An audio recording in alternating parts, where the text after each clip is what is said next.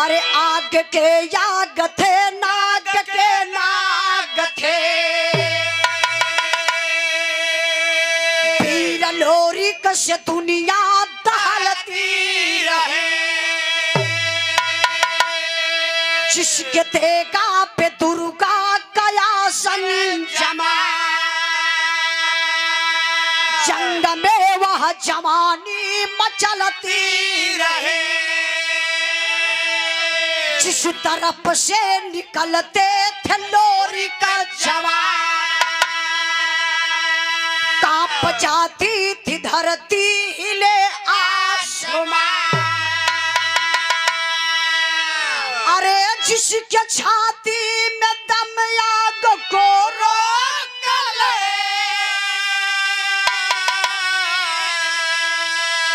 मौत को मात देता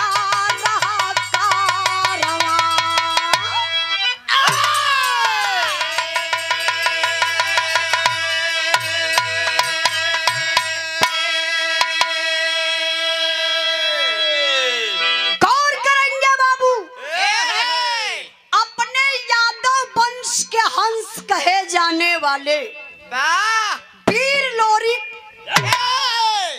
रहला कहाँ के कभी भी अगर आपसे केहू चर्चा करी तो ये बात के आप लोग दिल और दिमाग में रखल जाइए।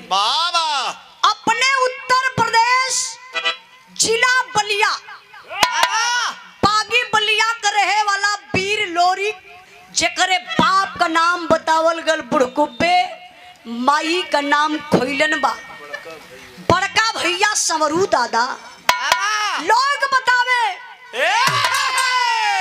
कि लोरी के दहिने दुर्गा विराजे तब बाएं बन सकती और पीछे से हनुमान जी चढ़े ना एक कक्का हनुमान जी का साया बनल रहे। एक बार का बात बा यही बनारस के धरती पर होत का बा तर्ज बड़ी बिजोड़ लगल बा मालिक।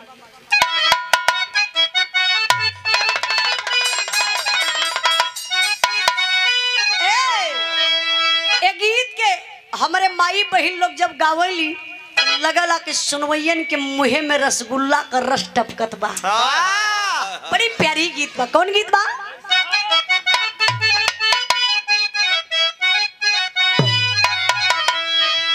मोरे पिछुआ रवा सोनार के दुपहलिया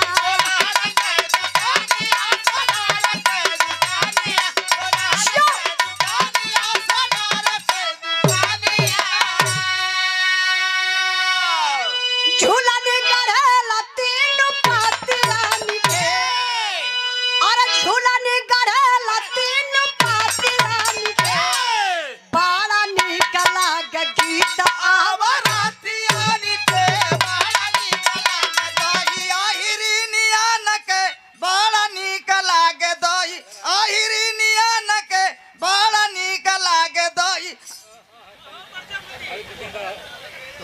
मर जाइबा लगा तो सरिया अटक गई। अरे भैया यही परनवा फेंक दी है। देखी अब नहीं हिरन के बारे में जानत ना हुआ अगर यही हाँ दहिया ना सड़िया अटकली है। हाँ दहिया अटक जाए तब तो खत्म हो जाएगी। नदिया उनके ना फंसा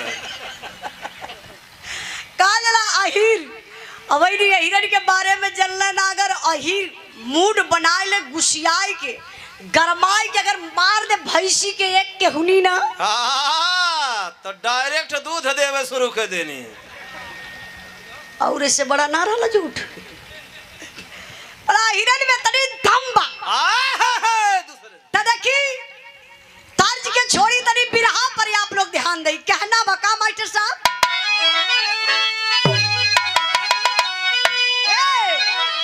सारनाथ में कुतान के निशानिया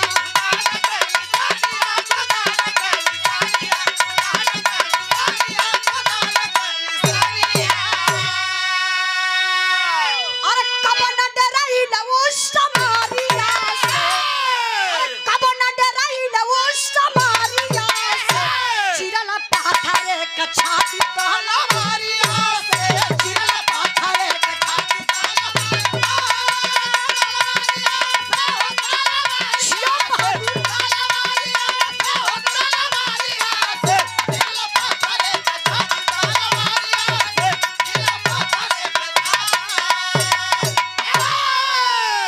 एक बेर आया हल जब होली के त्योहार हो,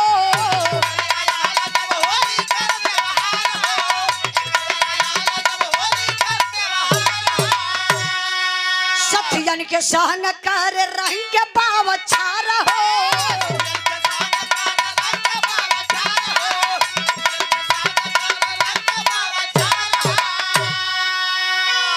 अरे रंग फेंक भारत पिचकारिया से, अरे रंग फेंक भारत पिचकारिया से, चिरल पाथरे का छाती तहला मारिया से, चिरल पाथरे का छाती तहला मारिया से, चिरल पाथरे का छाती तहला मारिया से।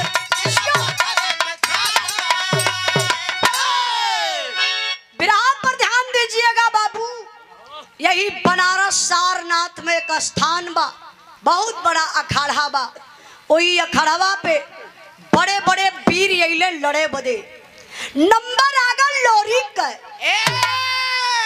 लोरिक निंगोटा कसलन, जंघा पे ताल ठोकलन, जाय के पहलवान से हाथ मिलौलन, जो 15 मिनट के कुश्ती के 5 मिनट में फाइनल मार दलन। हो गई विजेता, मचल हाहाकार का जियो रे अहिरे का बेटवा। अहीर, हाँ अहीर अहीर, ई तो बड़ी पागल बिरादरी होले। तोरे घर में घुसल रहने का कहियो? नहीं भैया, बुद्धि 12 बजे खुलेले। जब से जोगी बाबा बैठल में 24 घंटा खुलल है। खुली खुली तोहरो दिमकवा, घबरा मत। हाँ को ठे पेचकस। हाँ ई नहीं अहीर के पाले बहन पड़ल ना हो बढ़िया से। ध्यान दे बाबू, लोरी खो गईले विजेता। समनवा रहल होली का त्योहार। लोरी कल हर साल का होली तो अपने गांव में खेलली, यदा पारी का होली चलब बगल के गांव में खेले। बगल का गांव कौन बा? कुसुमापुर, जहाँ का राजा सहदेव जेकरे बिटिया का नाम रहल चनवा। अरे यार सो जाओ मुंह में भैया हमरे ओरी कहता, इनके दिक्कत होती है, होला कब जने के दिक्कत जाएगा। ठीक है रह दे, हमरे ओरी रहता। देखी राजा सहदेव का बिटिया चनवा वही छत्ते पे चढ़ी के आई है, अपन बार ऐसे कंघी करत रहल। हर से लोरी के 5-6 गो लवंडन के साथे चललन। चलत कैसे हुआ, तर्जिए बदल गई मास्टर साहब।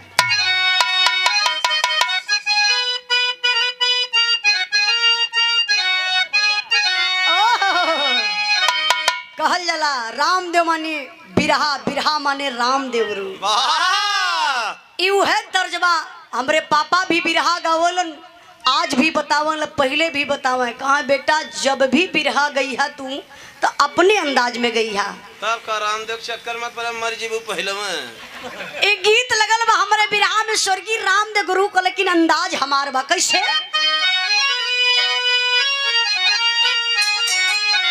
केरे कोरी कहता रे सासु दागिया जमावली, केरे कोरी कहता रे सासु दागिया जमावली, अमृत डालली जोरनवा राजा हो कागा मानवो है।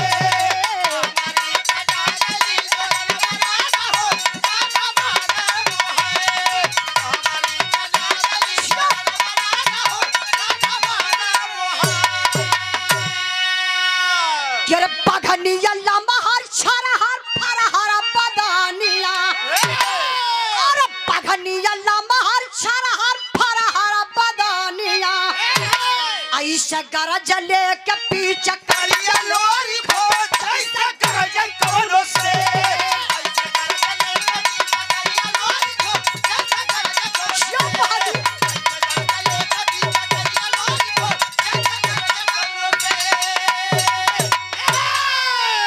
अरे खेलत खेलत बगल गौआ में आइले, रंग डाल चनवा रंग में भीग गइले।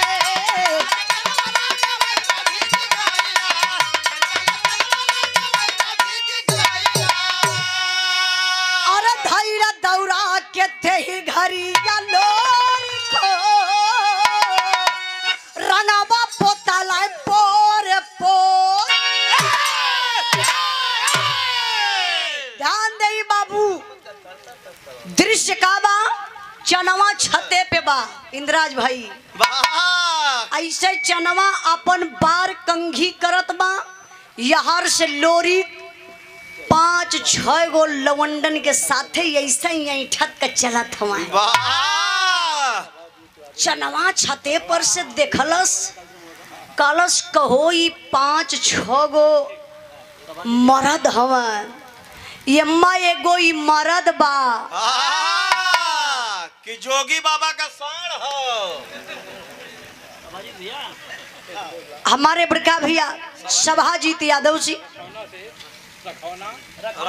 रखौना से 1 मई के हमरे भैया के यहाँ कार्यक्रम रहल गृह प्रवेश में बहुत बढ़िया बड़ा शानदार प्रोग्राम रहल और प्रोग्राम से बढ़िया तो आप लगत रहला वाह आज खराब लगत हूँ खा प्रोग्राम से बढ़िया आपका मतलब ऐसे हम कहली कि इतना सम्मानित व्यक्ति बनी आप जितना लोग रहले सबके सम्मान के साथ साथ हम कलाकारन का आप पूरे परिवार के साथे सम्मान के ले रही बहुत अच्छा लगल। सभाजीत यादव बड़े भैया जी की तरफ से 500 रुपए का पुरस्कार आपके चरणों में बहुत बहुत प्रणाम आशीर्वाद कचा रही। तीरथ यादव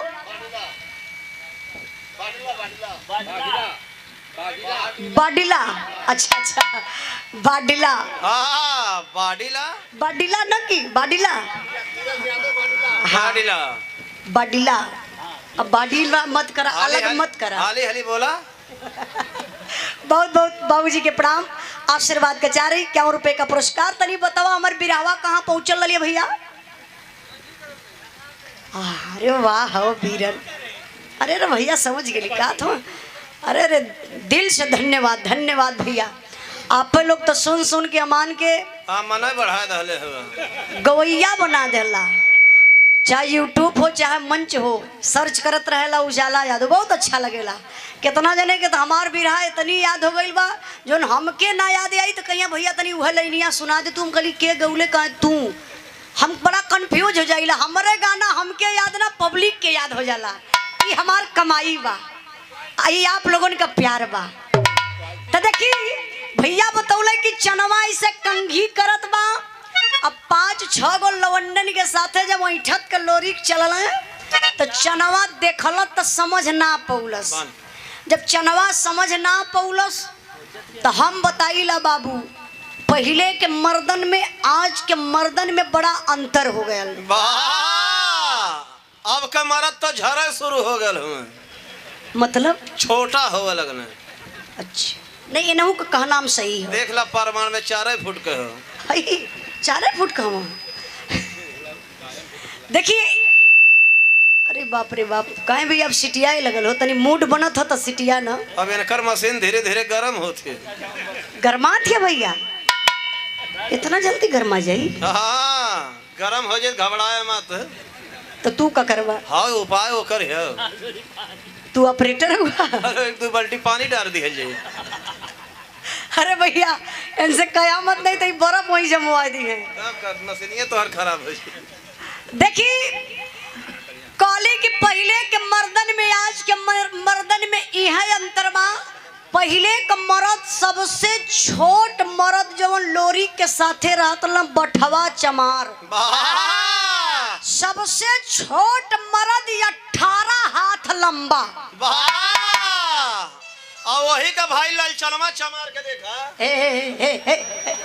चाचा चाचा चाचा तुम्हार चाचा चाचा बेइज्जती हो जाएगी अरे बिरादरी ना छिपावल जाता हमार चाचा हम भैया देखी तार चाचा चमार कैसे हो बठवा तब मरिया खात हो वही मल्ले खात हो मरिया हाँ हमार चाचा हम बठवा चमार अब चमार मत कहा कहे कुल चमार नाराज हो जाए चाह बठवा चमार 18 हाथ लंबा तो लोरी तो सबसे लंबा रहलन 18 दूनी 36 हाथ देखा देख ले ई लगत हो समय लग पाल रहना इनकर नापे जोखे कमवा रहल लोरी के लोग बतावे कि 20-25 हाथ लंबा मर्द अरे वो पहाड़ जैसन चौड़ी छाती चढ़ल मुसुक फूटल कान मोटे मोटे जंघा अरे चनवा देखलस तबले बाबू पहचान गई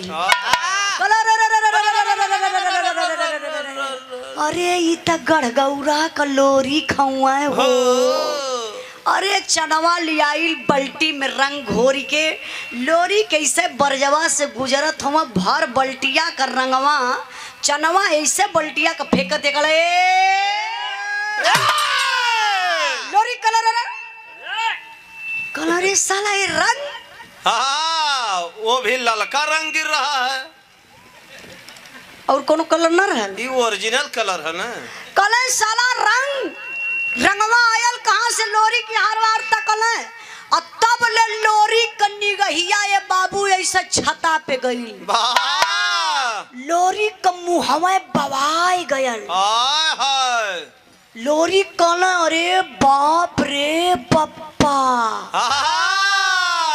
ये तो खाली मेकसी पहले है ये मर्दे हाँ रे मर्दे देखे गले रे मर्दे हाँ निचवा से झांकत रहना ऐसे लोरी अरे लोरी चनवा के देखल है बाबू ने मने मन खुश भइल कल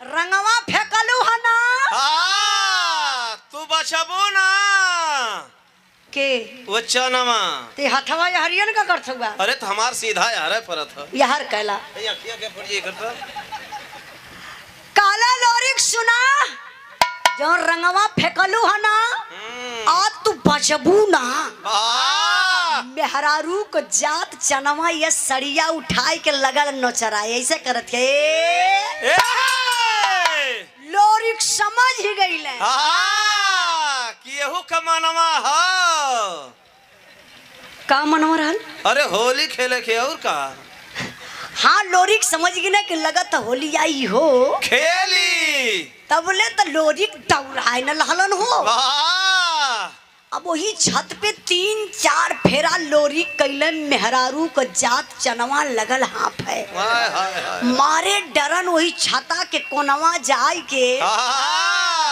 मुर्गियन मतीन बैठ गई ऐसे दबक के डराई के बैठ गई और तब ले लोरी का कैलन पीछवे से जाय के पकड़त हो कल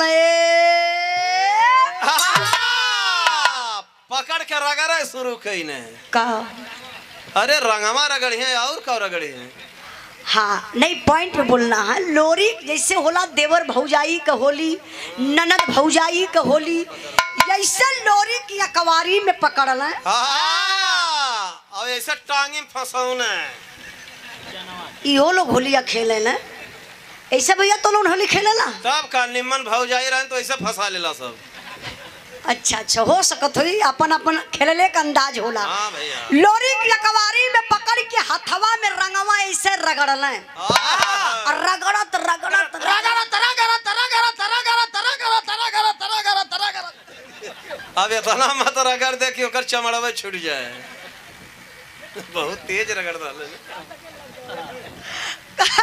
लोरी ऐसा अकवरिया में पकड़ के रंगवा ऐसे हथवा में रगड़ल है और रगड़ के हथवा में रंगवा जब चनवा के गलवा तर लगौले ना बाबू तो रोवा पान पान पान करे लगल जब चनवा के गाले तर लगौले ये बाबू कहल जाला प्यार कईल न जाला प्यार हो जाला लोरी चनवा का नैन लड़ल लोरी चनवा के दिल में प्यार हो गयल मुलाकात बड़ा मुश्किल बा पहले के जमाने में मोबाइल उबाइल चलत ना रहल यार लोरी का गांव यार चनवा का गांव वही बिचवा में एक ठे नदी बहेले वही नदिया पे एक ठे मोट का पीपरे का पेड़ हो लोरी चनवा से वह पीपरे का पेड़ निशानी बनौले कहना जब तोहार मन कही प्यार करे के तोहार मन करी जब मिले के तो वही पीपरे के पेड़े तर अहा वो शाम के 7 बजे अहा और एक ठे बोरा ले लिया ठे मोटी ले लिया ई कुल का होई रात भर मच्छर न लगी हैं ई भैया हमके जानकारी ना बा खाली अब तने जानला कि लोरी चनवा के बोलाई कोई पिपरे तरह दिल का बात बतिया ले अरे क्या खाली दिल की बात बतियाई हो तो फिर का करियो जो गड़सा से काटी और का करी पागल कहीं कर। दिल का बात लोरिक बतियाले बाबू, धीरे धीरे समय बीतल। अब लोरिक चनवा का प्यार चरम सीमा पर पहुंचल बा। तबले भैया हो यही बीच में तो गड़बड़ हो गया। वाह अच्छा गड़बड़ का भेल बिरहा मास्टर साहब यही से मोड़ ले ले बा। आई ये देखिए 500 रुपए का पुरस्कार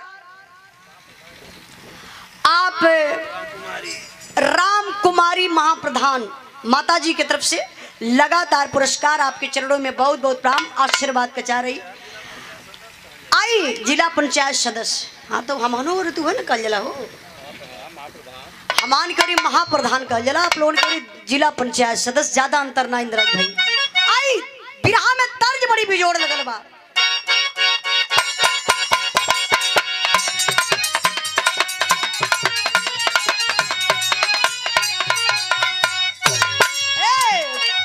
छोड़ी भाव पर ध्यान दई, कहना बाका प्यार नहीं होला खेलवा यार बतलाई बतो के होला खेलवा यार बतलाई बतो के नहीं होला खेलवा यार बतलाई बतो के मंजरी मिलल बा तो के दिहल इंसान के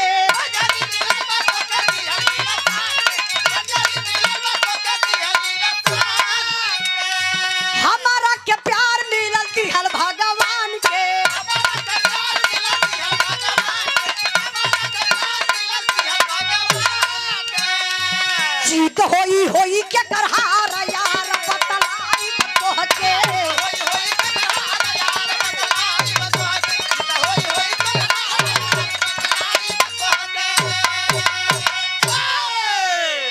लोरिक चनवा में प्यार बा, गड़बड़ी है बल भैया।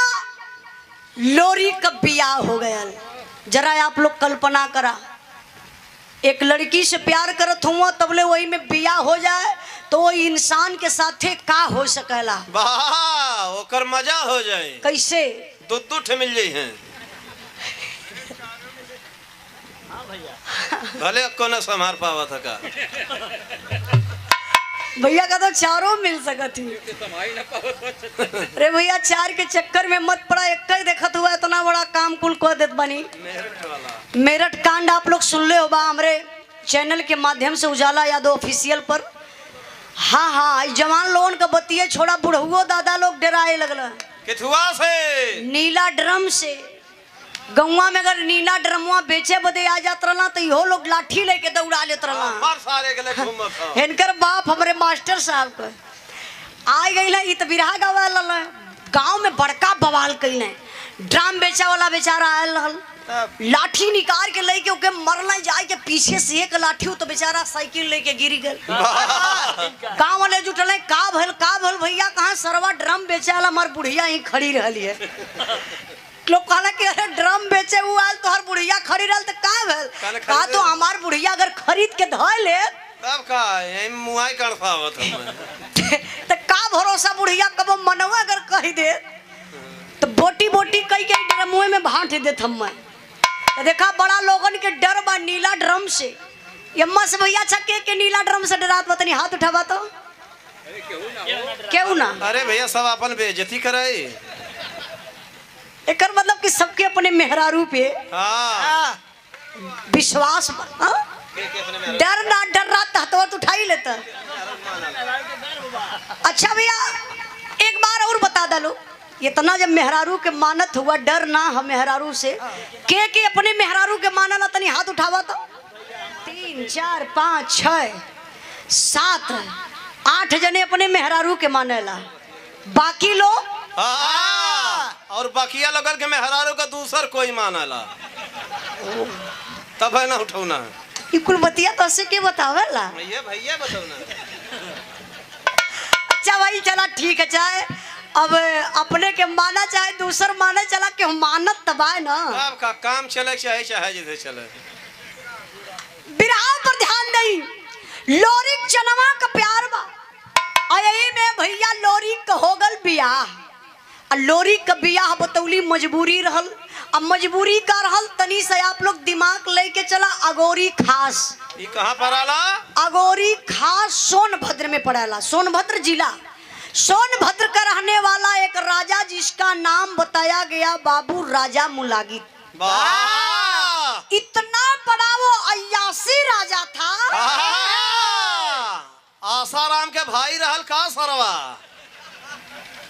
बहुत बड़ा अय्यासी था। बस और रजवा का एक ही काम रहे, चाहे कौनो भी जात बिरादरी का बिटिया हो, उसे ही मतलब ना बा कि कौने बिरादर का बिटिया बा, खाली होके अय्यासी से मतलब बा। जन्म ले लहलस बिटिया, पता चल जा कि फलाने के घरे बिटिया पैदा भइल बा, रजवा भेजवाए के गो धागा वही बिटिया के कलैया में वो सौरिये में बंधवाई दे। यही लिए बनवावे कि जौने दिने बिटिया सयान हो जाई, एकर बियाह होई, एकर इज्जत सबसे पहले हम लूटब, ओकरे बाद ही अपने ससुराल जाई। जरा सोचिए कैसा मंजर था वो, कैसा दिन था, कैसे लोग रहते थे। वो राजतंत्र था। आज तो लोकतंत्र है। हम हर 5 साल पे अपने मन पसंद राजा चुन सकते हैं। ये देन के कर बाबा पता बा आप लोगों के? बाबा साहब का देन बा। बाबा भीमराव अंबेडकर जी। आज देखा जाता जगह जगह बाबा साहब का मूर्ति तोड़ा था। कभी कभी बड़ा दुख होला। बाबा साहब अगर संविधान नहीं लिखे होते, बराबरी का हक नहीं दिलाए होते, तो जो आज मैं बिरहा गा रही हूँ शायद मैं गा नहीं पाती, और जो आप लोग सुन रहे हैं बिरहा को सुन नहीं पाते। हाँ, आज हिंदू मुसलमान करके बाबू इतना दंगा हो रहा है। देश आज खतरे में है। अभी आप लोगों ने सुना होगा, देखा होगा, पहलगाम का हमला। आतंकवादी आते हैं और धर्म पूछ करके गोली चलाना शुरू कर देते हैं। आप हिंदू हैं या मुसलमान? हिंदू हैं तो तुरंत गोली आपके ऊपर चलती है, मुसलमान है तो कलमा पढ़िए। थोड़ा से अस्कत कर दिए बताने में कि नहीं मैं हिंदू या मुसलमान, क्या हुआ तो अपना पैंट उतारिए, चेक कराइए कि आप हिंदू हैं कि मुसलमान। मैं आप लोगों से कहना चाहती हूँ बाबू, आज जात धर्म के आग में देश जल रहा है। लेकिन एक बात नई आप लोगों को बता रही हूँ, आप लोगों ने सुना होगा सर्च ऑपरेशन जिसका नाम है सिंदूर। सिंदूर ऑपरेशन आप लोगों को पता है कि नहीं भैया? बहुत कम लोग अब जानत हुई हैं। एयर स्ट्राइक, सिंदूर ऑपरेशन एयर स्ट्राइक। कभी कल के रात में हमारे भारतीय सेना, हम लोग भारतीय सेना पर गर्व करते हैं। हमारे भारत के सेना पाकिस्तान में जाकर के उन आतंकवादियों के बंकर को उड़ा दिए। कई बंकरों को उड़ाए जिसमें आतंकवादी मारे गए। मैं तो धन्यवाद अपने भारतीय सेना को देना चाहती हूं कि आप लोगों ने बदला तुरंत चुका लिए। बहुत बहुत दिल से धन्यवाद। और देखिए इसी भाव पर सम्मान की हमारे बड़े भैया आप राम बदन यादव, ग्राम पंचायत झीरी, विकास खंड तरवा, जनपद आजमगढ़। अच्छा, हमारे आजमगढ़ से, हमारे चच्चा के क्षेत्र से, हारमोनियम मास्टर और ढोलक मास्टर के। बहुत बहुत आपके चरणों में। यहाँ कैसे आप आ गए हैं? रास्ता भुला गया हूँ, ड्यूटी खरियानी के बगल से। बहुत बहुत आपके चरणों में प्रणाम। में 500 रुपए का पुरस्कार देकर के आप सम्मान किए। सब भाई लोगों के नमस्ते प्रणाम। चला आइए तो बिरहा पर ध्यान दीजिएगा। आज लोकतंत्र है। उनकर बिटिया का नाम रहल मंजरी, बड़ी सुंदर। रजवा कलाई में धागा बनहुले बा। सोचत बा मंजरी सयान हो गई, लेकर इज्जत लुटाई। ए बाबू, कौन बाप ऐसा धरती पर जियत जी रह जाई हो जो उन्हें बाप के बिटिया का सरेआम इज्जत लुटाई। मंगल माहर रिश्ता लेके हर वहर जाए लगल, कौनो अहिर तैयार है न भइरन। तबले मंगल माहर के शिव बचन मंगल का सारा बतौले काला एगो लड़का बलिया का बा गढ़गौरा गांव का जौने का नाम बा वीर लोरी। चलता हो सकत कि हमान का समस्या वहाँ हल हो जात। रिश्ता लेके मंगल माहर गईले ये बाबू लोरी के घरे प्रस्ताव रखल काले कि हमरे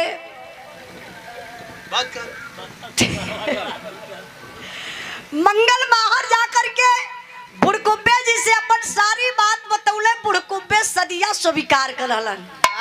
लोरिक के बलौले कला लोरिक अरे बेटा शादी कर ले स्वीकारू कौन राजा हरे जवन केहू के बहिन बिटिया का इज्जत ना छोड़त बा। शादी तय हो गई। कहानी 60 में समझे। लई के बारात लोरी गढ़गौरा से पहुँचल अगोरी खास सोनभद्र में। सदिया बड़े शांति से भयल। जब सुबहिया का बाबू विदैया भइल तो जाय के चुगुला चुगुलाई राजा मुलागी से कैलस। कल राजा साहब टंगरी पसार के सोतल हुआ। रानी मंजरी का डोला उठ के जात बा। ललकार दिया राजा कलश करे कौने यहिरे कमाई दूध पियावले बरे जवानी डोला सुरक्षित लेके जाई। यहार से राजा मुलागित का सेना यहार से वीर लोरी मरले खच खच खच खच सबकर गर्दनिये उड़ा देहलन। हो गईले विजेता। अइले कहाँ? वही मारकुंडी पहाड़ी पर। जे भाई बनारस से जात होई सोनभद्र जहाँ से ललका बालू अवल अक्सर ड्राइवर भाई लोग जात रहल हैं। 54 से पहले बड़ी ऊंची पहाड़ी बा। वही पहाड़िया पे डोलवा लोरी के रखल है। मंजरी वही डोलवे में से कहली कि पति देव हमरे नैहरे का पहला डोला है जवन सुरक्षित जात बा। आवे वाला दिन में इतिहास तो लिखाई न तो के पता है कहीं से यादव बिरादर का हुआ। कौनो ऐसन निशानी हमारे नैहरे में दे दा जौने से लोगन के पता चले कि हमार डोला यहाँ से सुरक्षित गयल बा। आवे वाला दिन में तोहके लोग याद करी बारे वीर लोरी निकाल लिए तलवार। एक बहुत बड़ा विशाल पत्थर है बाबू। उसी पत्थर पर लोरी तलवार चला देते हैं। पत्थरा 2 टुकड़ा में हो गया। ये अपना इतिहास है। कोई काल्पनिक कहानी नहीं। आप लोग नेट पर सर्च करके देख सकते हैं वीर लोरी पत्थर के नाम से। हमके लगा था टेंटवा का यही से आधा आधा कर दा। इतना विशाल पत्थर बा। मंजरी 5 जगह सेनुरे से टिकली। लोरी के लई के बारात अइलन कहाँ? अपने घरे गढ़गौरा गांव में। नात रिश्तेदार जुटले हो जैसे आज बहु भोज का भात देवात बा वैसे ही बाबू नात रिश्तेदार सब जुटल हुआ। तबले पता के चलल चनवा के पता चलल। कहलस ममवा ई प्यार कैले हमसे बियाह कललस मंजरी से। चनवा लोरी के बलौलस वही पिपरे के पेड़े तरे कसम धरा दलस। प्यार कैले बानी प्यार कोनो कागज का टुकड़ा ना कि फाड़ के डस्टबिन में फेंक देबा। हई पिपरे के पेड़े के साक्षी माना। अगर भोर में आ जाइया हमसे पहले तो तू वीरता दिखाई दिया। यही पिपरे के पेड़े में 5 जगह तलवार से निशान कर दिया। अगर जीत जाइया जवन कहबा तवन मान जाइबे। लेकिन सुना तो हर सुहाग वाली रात बा। हम इंतजार करब तुमसे पहले। अगर हम आ जाए तो ये सेनुरे से 5 जगह पिपरा के पेड़े के टीक देवे। अगर हम जीत जाब जवन हम कहब तो के माने के पड़ी। सुहाग वाली रात ए बाबू लोरी कैलन का मास्टर साहब।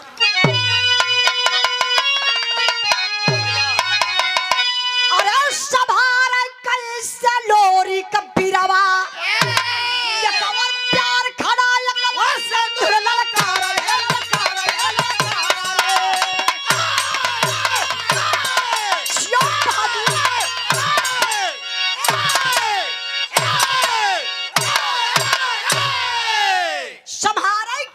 लोरी बिरवा। एक और प्यार खड़ा एक और सिंदूर ललकारे। लोरी तो दलदल में फंस गई। करे का बिहौती घर में बा और प्रेमिका दबाव डालत बा। ए भैया गईले लोरी सुहाग वाली रात रहल। 12 बजे तक जागत रहलन। 12 बजे के बाद जब पुरवा हवा चलल थकल शरीर लोरी के नींद आई गई। भोरहरिया का 4 बजल। जब भोरहरिया का 4 बजल देखल मंजरी सुतल बा, एगो चादरा ओढ़ाई के मंजरी के लोरी को सीढ़िया अंगनवा में लगौलन आ खपड़ैला पकड़ के नीचे उतर गइलन। बाबा हाथ में तलवार है, तलवार लेके पहुंचल वही पिपरे के पेड़े तरे। सोचल निशानी करी बाबू, तबले तो गजब हो गया। तलवारिये फंस गई जन पिपरा का मोटका पेड़वा हो, वही पेड़वा के ऐसे चिपक के चनवा खड़ी रहल। अब पीछे से मच्छर खजुआवत हूँ। हाँ, ये बेना डोलावत रहल। अरे हम रहे तो बेना डोलाई, तब का करता समय सो करे घरे पहुंचा दले हुई। अरे नियत खोर आदमी। ऐसे लोरी तलवरिया तानत हुआ बाबू, तबले पिछवा से जाय के चनवा लोरी का कलाई पकड़लस। काला से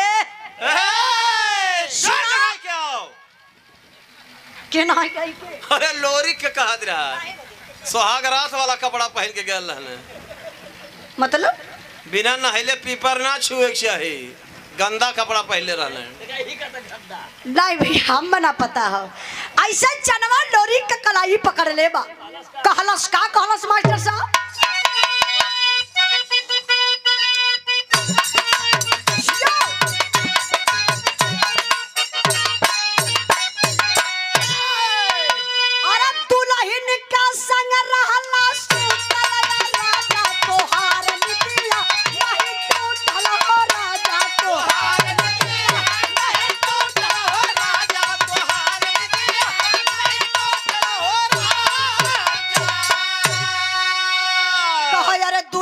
के संग मजा लूटला तू घरे, रतिया बीतल बड़ पिपरवल के तारे।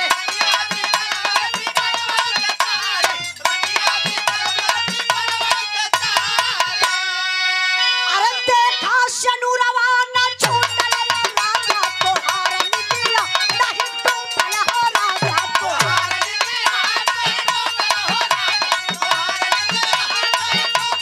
राजा तोहार बाजी हमके जितवल गोसैया, हमारा के लेके पूर्व चला सैया।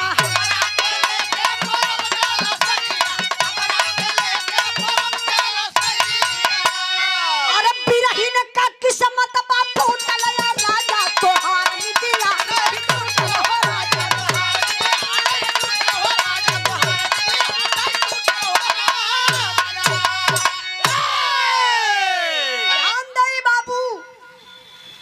चनवा लोरी से कला सुना।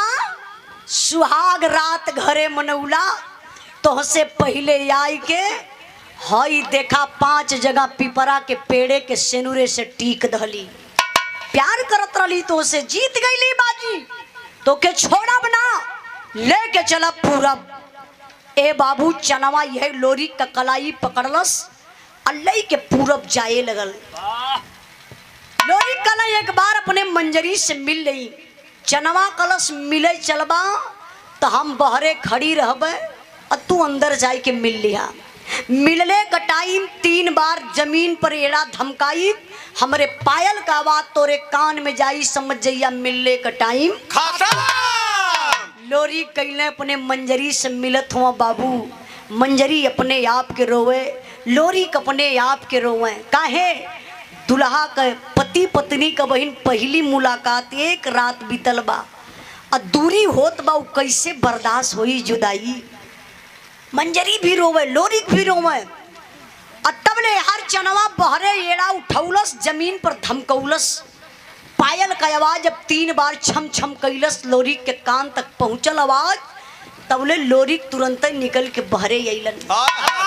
फिर कलाई पकड़लस चनवा, इसे खिंचले जात बा।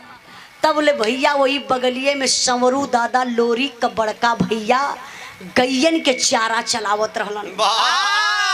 लोरी के देखले संवरू दादा के तो जाय के ऐसे पैरवा छुअत हम कले जिया बारिश संवरू का बेटा। पैरवा जब छुअला, संवरू दादा एक बेर लोरी के देखत हुआ, एक बार चनवा के देखलन। समरू दादा कहना करे लोरी का एक पे एक फ्री है का रे? करे अब हम तोर कलिए बियाह कैली। ई कवन है रे? कहा रे भैया? वही लोरी के संगवा कहा कि करे अब हम तोर कलिए बियाह कैली। करे ई कौन रे? अब तो लोरी के बतिये ना होत बा। लोरी कैसे मुड़िया नीचे करे लगल। सौरू दादा कहला बोल बोल ई कौन बा? कहला दादा यही से प्यार करत रही चनवा। हां ये न तो रति रहल है बोले। दादा लेके पूरब जात बाजी हार गईली। अरे बाप रे बप्पा सौरू दादा के कलेजा फट गल। कहला सुन कहला सुन जो लोरी जो जात है तो जो हमरे मुअला पर ते हमार तेरे ही करे बदे मत आए जो तेरे ही का बात छोड़ ले लोरी हमरे तो दुआरे दुआर करे बदे मत आए छो। समरू दादा बाबू चिल्लाते रह गईले रोते रह गईले। चनवा यह कलाई पकड़ के लई के लोरी के पूरब चल गई। समय बीतल बा 20-25 साल का दिन तब तक गजब हो गए। 20-25 साल का दिन बीतल तक गजब का होता मास्टर साहब आल्हा कलाई।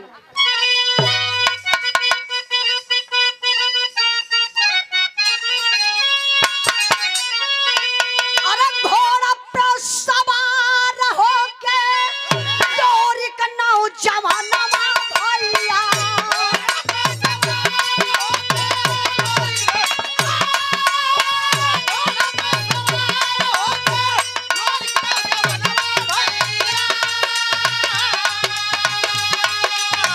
अपने घर के आंगन ऊपर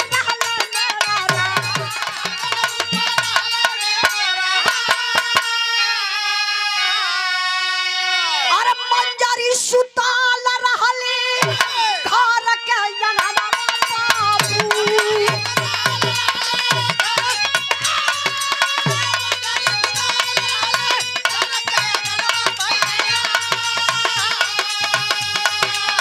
संगवा में सुतले जवान।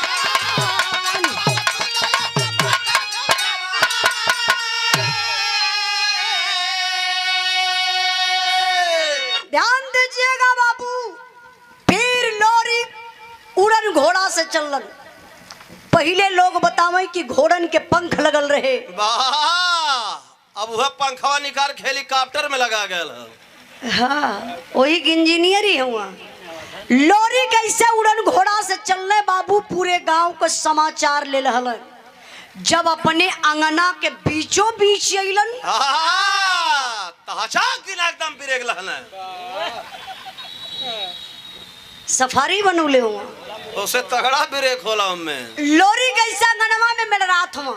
मेड़रात मेड़रात मेड़रात मेड़रात बाबू जब वही अंगना में उनकर नजर पहुंचल। अजोरिया रात रहल। वही अंगनवा में मंजरी सुतल रहल। मंजरी के बगलिया में कौनो पट्ठा नौजवान मर्द सुतल रहल। मंजरी के देखल लोरी तो पहचान गई न कहल तो मंजरी बा। आई कौनो दूसरे के लेके सुतल बा। ई बर्दाश्त कैसे होई? जियत माछी घोटाई ना। हमारे मान मर्यादा के मंजरी मिट्टी में मिला दहलस। मेहरारू बा हमार दूसरे मर्दे के साथे सुतल बा। दुनहुन का सुतले गर्दनिया काटब। वही ऊपर से लोरी कैसे तलवार निकलन और तलवरिया खींच के बाबू जब चलावे चले मंजरी के गर्दन पर। तब तक आदि शक्ति दुर्गा मतारी बड़े विशाल रूप में प्रकट भइली। लोरी के मरली खींच के एक तमाचा। कली करे लड़का अरे वो मर गई है कि हारमोनियम बजाई। ज्यादा चचा ज्यादा पागल आदमी हो ज्यादा ठीक है। घायल कह दे बा मरले खींच के लोरी सॉरी दुर्गा मतारी मरली। जब लोरी के एक तमाचा कली करे पगला गई ले। लोरी कलम आई पगलाई ना।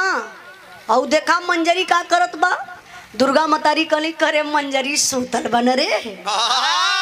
लोरी कलम माई मंजरी के तू देखत हऊ आहू मंजरी के बगलिया में कौन मर्द सुतल हो के ना देखलू दुर्गा माई कली ओ मंजरी बहुत बड़ी गलती कैले हरे। कौन गलती? ओके लुग्गा वाली मच्छरदानी लगा ले चाहत रहा, ऊपर से ना दिखा। नहीं नहीं इनकी रहाई के चाहत रहा लो समय आई है तो पश्चाताप हो गया। अरे हम रहे तो बतिये ना फंसे दे तब क्या करता डकाए दे तो के जो सुतल है। आदि शक्ति दुर्गा मतारी के लिए लोरिक सुन सुन सुन जात ते गर्दन काटे रे। एगो सवाल का जवाब देवे का लोरी कलम आई एगो ना 10 गो सवाल का जवाब देव लेकिन हो मंजरी का गर्दनिया काट के दुर्गा माई कली रूप पहले सवाल का जवाब दे दे ओकरे बाद तब मंजरी का गर्दन काट दी है। आदि शक्ति दुर्गा मतारी कहली सुन यह न जानल चाहते कि मंजरी के बगल में कौन मर्द सुतल बा। लोरी कला हाँ माई बस यह जानल चाहत हिला। तब आदि शक्ति दुर्गा मतारी बतावत हई कि मंजरी के बगल में कौन मर्द सुतल बा। बिरहा का आखिरी लाइन आखिरी पॉइंट लेकिन पहले ही बोल लिहल जाए। 51 रुपए का पुरस्कार कंतराज यादव भैया के बहुत बहुत प्रणाम। और बिरहा गायक गया प्रसाद यादव अंबेडकर नगर से बड़े भैया जी की तरफ से अपने ही गुरु घराना से गुरु गणेश घराना से आप अपने ही परिवार से हैं के भैया हो वहाँ से। अच्छा आप बहुत बहुत धन्यवाद प्रणाम। आप लोग सपोर्ट करी जब क्षेत्र का कलाकार रहला तो जरूरी रहला। पहले आदमी अपने घर में सम्मान पावेला तो हर जगह घूम घूम के सम्मान पावे लगेला। हम तो यह आप लोगों से कहा कि भैया कभी आप लोग सपोर्ट करी। आई आदि शक्ति दुर्गा मतारी बतौलिन का बतौली मास्टर साहब।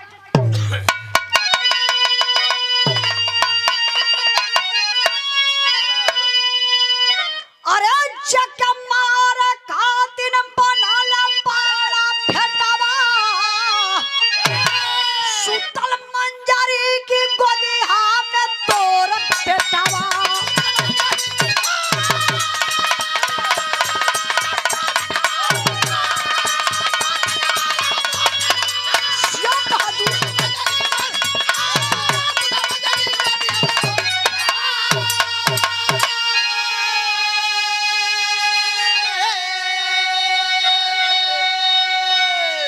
बिरहा के भाव पर खुश होकर के हमारे बड़े भैया हमारे धर्म के भैया हैं। बड़ा मान सम्मान प्यार मिलता है इस परिवार से। अब बहुत दिन के बाद भैया से मुलाकात भइल। पता कैसे चल गया कि ये क्षेत्र में हवत है। प्रोग्राम तो होते जाता रहा लेकिन मुलाकात बहुत कम होला। ब्रिजमोहन यादव क्षेत्र पंचायत सदस्य टांडा से हमारे भैया की तरफ से 251 रुपए का पुरस्कार। भैया के बहुत बहुत प्रणाम आशीर्वाद के चाह रही सब भाई लोगों के नमस्ते प्रणाम। आई तनी बिरहा पर ध्यान दें। आदि शक्ति दुर्गा मतारी बतौली कली लड़का मंजरी से बियाह कैले। पहला सवाल हो तो लोरिक सिनेमा ठोकत हो कला हाँ माई मंजरी से बियाह कैली अम्मा कौन चोरी। दुर्गा माई कली एक बात और बताओ लोरिक तो मंजरी से बियाह कैले ही बता सुहाग रात मनौले कि ना। अब लोरिक के गर्दन झुक गल हाथ जोड़ के आई अंगूठवा से माटी खन्नत हूँ ऐसा माटी खन्ना लगला का माई। तो हंसे का मतलब सुहाग रात से कहे अरे वो देवी है उनके कम जरूरत है का माई होए गई गलती माई गलती होए गई। दुर्गा माई कली है बेटा गलती ना रे। इस सिस्टम है ऐसा है और सिस्टम सुहाग रात वाला उसे पूछा कि सब कर उस्ताद हुआ का सुहाग रात का गुरु हो। आदि शक्ति दुर्गा मतारी का लिए बेटा सुन तोर गलती ना बा तोर नदानी भरे। देखा दुर्गा माई का कहती तोर नदानी तोर गलती ना बा बेटा। मंजरी से बियाह कैले सुहाग रात मनौले पहले मिलन में मंजरी के गर्भ रह गए।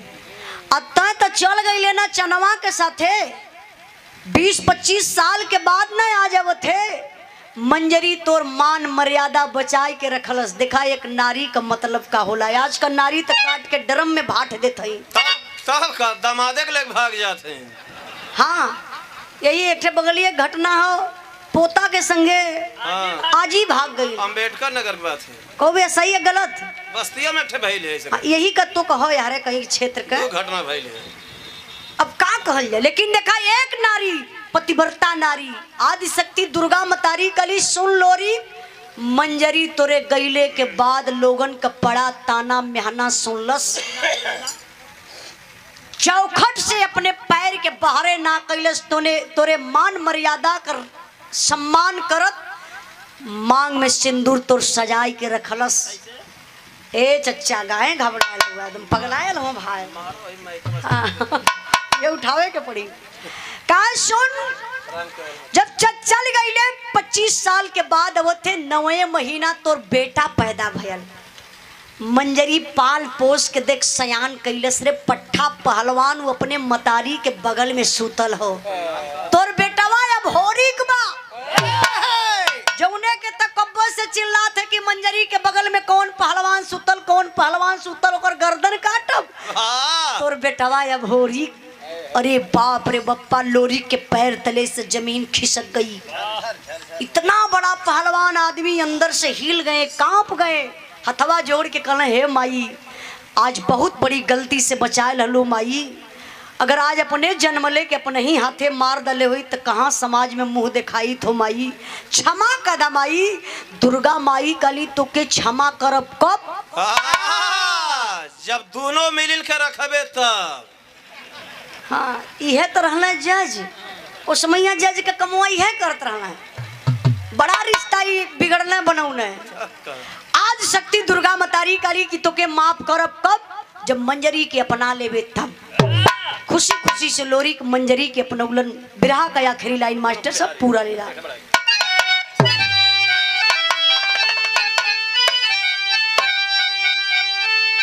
गुरु बिहारी गुरु गणेश गुरु राम लाल गुणकारी स्वर्ग गए चंद्रिका